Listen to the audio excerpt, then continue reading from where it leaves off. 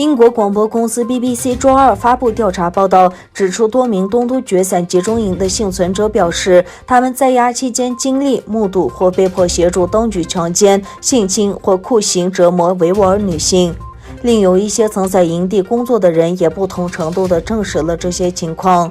BBC 采访了多名东突厥散拘留营的幸存者和前警卫，他们表示在营中亲身经受了这些折磨，或看到了大规模强奸、性虐待和酷刑的罪证。托尔须纳伊曾被关在集中营中9个月，他对 BBC 表示，每晚都有女性被从牢房带出，并被一名或多名蒙面男子强奸，他自己也遭受过这样的折磨。郭尔拉兹阿瓦尔汗是一名哈萨克女子，她在营中度过了整整18个月的时光。她对 BBC 说，自己被迫剥光维吾尔女子的衣服，给她们戴上手铐，然后让她们单独和中国男子在一起。郭尔兹拉说自己无力抵抗，更无力干预。另一位被迫在集中营工作的教师萨乌提拜告诉 BBC， 强奸很常见，看守会挑选他们想要的女孩和年轻女性，然后把她们带走。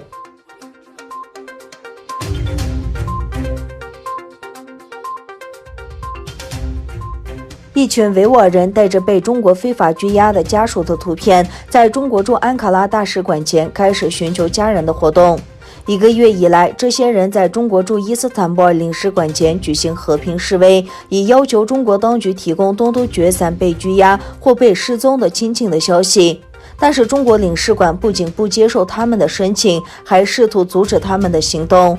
土耳其维吾尔人米尔扎阿赫迈德代表该团体发表讲话说，我们将继续在中国大使馆前的活动，直到兄弟被释放为止。我们有5199人的档案，他们在东突厥散被非法拘押或被强制失踪。我们已将这些档案带到了中国驻伊斯坦布尔领事馆，但中国当局不接受。他表示，被关押在中国集中营的维吾尔人受到酷刑、性侵和强制绝育等不人道待遇。他说，我们将抓住一切机会揭露中共对维吾尔人的反人类罪行和种族灭绝。如果中国将自己视为法治国家，必须释放被关押在集中营的数百万维吾尔人。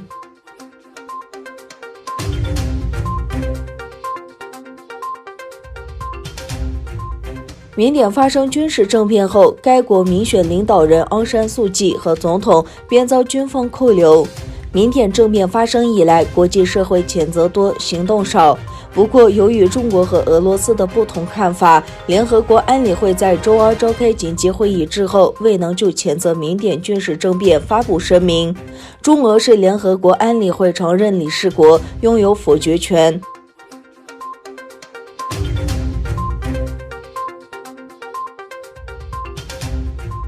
伊朗常驻联合国代表呼吁美国总统拜登当局重返核协议，称机会之窗正在关闭。伊朗常驻联合国代表谈到前总统唐纳德·特朗普领导下的美国推出伊朗核协议时，对拜登发出呼吁，美国该迅速采取行动，以恢复联合全面行动计划。拉万奇指出，在伊朗限制国际原子能机构使用核协议之前，华盛顿解除制裁的机会正在耗尽。伊朗常驻联合国代表拉万西在接受今日美国报独家采访时说，我们已多次表示，如果美国决定重新履行其国际承诺，取消对伊朗的所有非法制裁，我们将重新全面执行联合全面行动计划，而这对各方都有利。